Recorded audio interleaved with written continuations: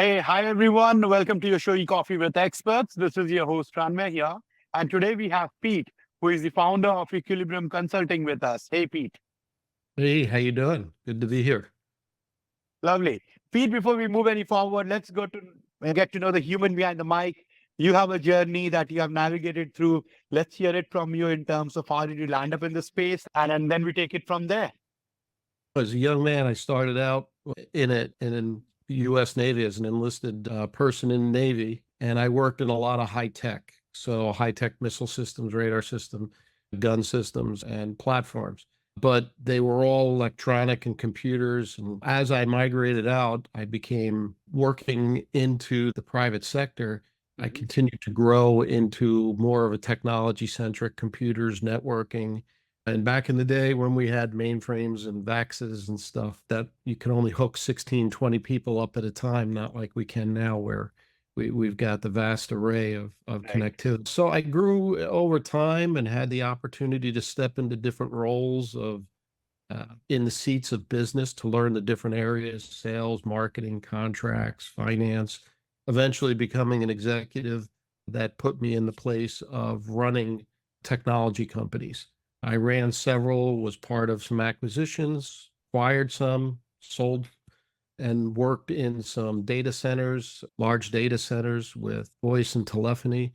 I got a very well rounded area. And then eventually I realized that there was a niche that was needed for marketing. And so I stepped in and started Equilibrium Consulting to help those IT companies and vendors, emerging vendors, get their marketing lifted and address what they're all trying to do, which is generate net new business for themselves.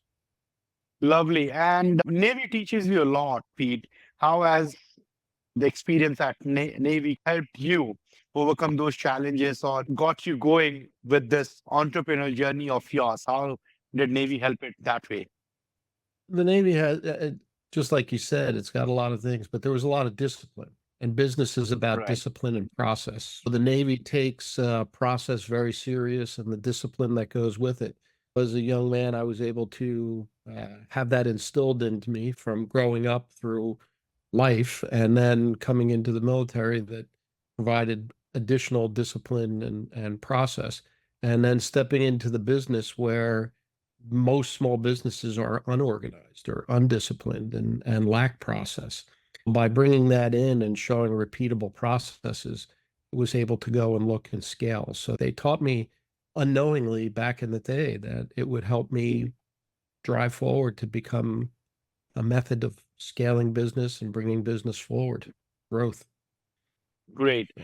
Transitioning from military to the business world has its own challenges, and clearly you have made it a success in terms of how you have gone about it. Really, congratulations on that one, Pete. And initially, we all have our own mentors we look up to, and when the chips are down, we take inspiration in terms of how role models would have sailed through during those times. Did you have any mentors or role models who played a significant role in your career journey, Pete? I actually did. As I got out of the Navy, transitioning, as you would say, is not always easy. When you wear a stripe on your arm and somebody has one less stripe, you just tell them and they go and they have to do the work. It's not negotiable. You don't get to debate it. You don't get to converse about it. It's go and do the job. And in the civilian sector, that's not necessarily the case. So it's very hard to make that transition of soft skills that are required to do that. And I had a very good CEO that took an interest in me and in my first organization out of the military, and where I spent Hmm. 12 years of my career underneath. Okay. And as I grew in the organization, he would continue to teach and mentor skill sets in each area of the business that I was working in, eventually putting me into a presidential of a division of the company. It became a stepping stone, and only through mentorship did I able to learn and go.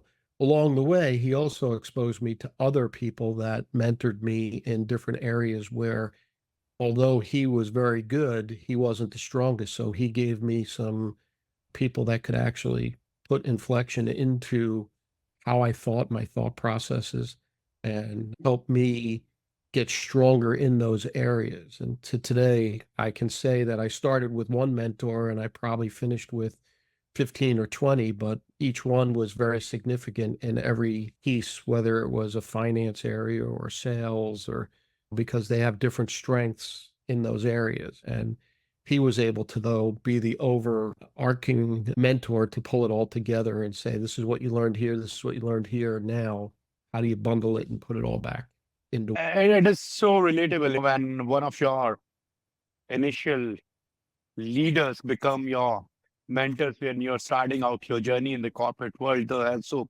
that is when you get an opportunity to lead or become the CEO or the CXO level. So there is enormous amount of responsibility on your shoulders to, again, be the torchbearer for the next generation as well, right? You, when you look at it, you take a lot of those attributes, and Yeah, everybody says, how do you become a leader? You get that exposure, and getting the exposure to other skill sets and other ways that people lead. You formulate your own style, your own way. But it also, he was very big on people. And in yeah, business, people are our product. Everybody says the deliverable to the client is the product, but if you don't have people, you don't have clients. And if you don't have very good true. people that you treat well and you trust and you allow them to shape your company and your organization, then you don't have a good company. You have an okay company. And there's that good to great kind of saying, how do you become a great company? The people drive that, right? And allowing the people to bubble up and do that is what makes your company great. Absolutely. Talking about companies and organizations, let's talk about the Bunker Hill Association. What inspired you, Pete, to create this nonprofit, and how does it support veterans and active duty members? Throw some light there. So I was an original crew member of the Bunker Hill, and it was the very Oh, okay. first vertical launch missile platform that you see in just about every ship these days.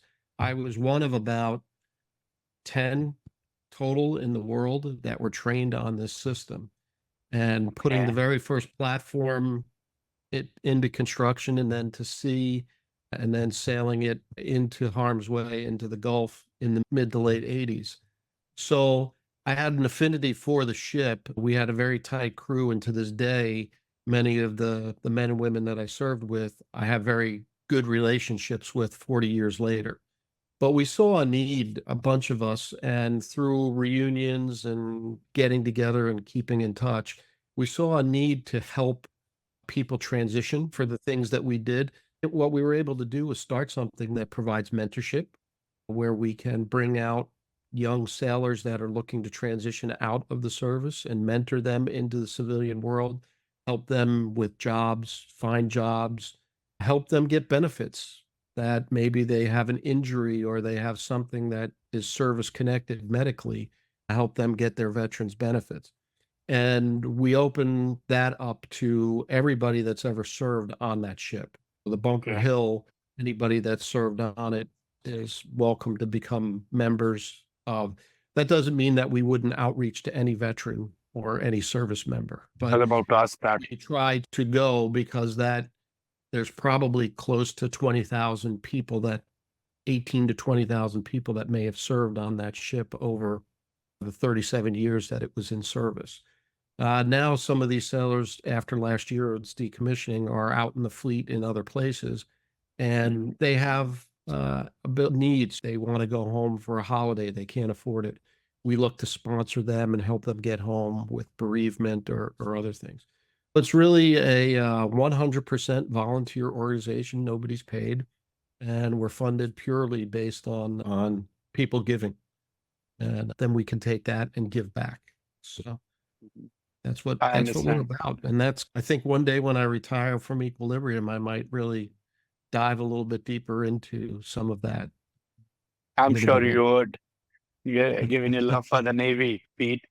Pete, coming to the consulting side of yours, building a successful consulting firm requires a strong network, right? So, what advice would you want to give to the aspiring consultants on building relationships and attracting clients for to the audiences today? You always have to go where your clients are going to be, right? And you have to Right. network with them. In the IT industry, we have a lot of events. And going to those events, you get to network on show floors and education sessions, things of that nature. So networking with people at trade events and where they're going to be is going to be critical. The second part is providing education, doing webinars. It's not always about selling. Sometimes it's about educating, and that's a way to build the relationship. So education is a key element to attraction. People buy from people they like or people they know. And if you're educating and teaching, it gives an opportunity outside of the sales arena to build that relationship. And you never know. They may not be your somebody that buys from you, but they may refer to you, right? Because you became a subject matter expert. So networking, Mhm. education, and I think integrity. Integrity goes a long way with trust and reputation. If you have the integrity and you help people, and that's one of the things that's been our success is that we help people even if they're not our client. If you come and you ask a question, we'll answer your question. You don't have to be a client to ask or get some little things. We want to help. We want to help bring our industry and make it stronger. And that's part of our reputation and thought process. So education, community, and is building together instead of one by one. Absolutely. And you have been in the space for quite some time now, Pete, right? What are some of the biggest trends that you see impacting channel strategy and the go to market execution in the coming years? I think it's like anything else. Competitive is strong. I think we're moving towards a regulated industry now, at least in the US. We're seeing Mhm. more around compliance and supply chain for the IT companies to be more compliant with processes and cybersecurity. So I think that's going to continue. And as that continues, it's going to weed out. There's a lot of people that say they do certain things, but there's just no way, based on their size, that they can do the things that they say. Advice would be focus on what you do best and partner with others that do the things that they do well and pull that bond and that string together to make yourself a stronger company or platform in your go-to-market strategy. We see more and more of that as the technology firms outsource their strategic operations centers, their network operations centers, their security operations, their disaster recovery and other platforms. So they handle the day-to-day type things, and then they bring in partners that handle that. And I think that's going to be continue to do it. That IT as a channel is going to change from being people that actually do the work to more of the consultants that say, this is how your business is going to move forward. They have to be more business strategically aligned with clients to help them grow. And the technology is the enablement, but they have to get more strategic and not be, I just need to sell you another widget or another software. Or those things are costs, but they need to align business values for growth in both their customer and themselves. I just love it. And you focus on getting value onto the table and not selling a product or a service right out of it, right? And it speaks volumes of the value system that you'd have at Equilibrium Consulting as well. Great, yeah, Pete. It has been a lovely conversation. But before I let you go, what is that one piece of advice you would want to give our audiences today, especially to the ones who are trying to make a career, trying to start their own entrepreneurial journey or trying to start their own setup? What did you advise to them?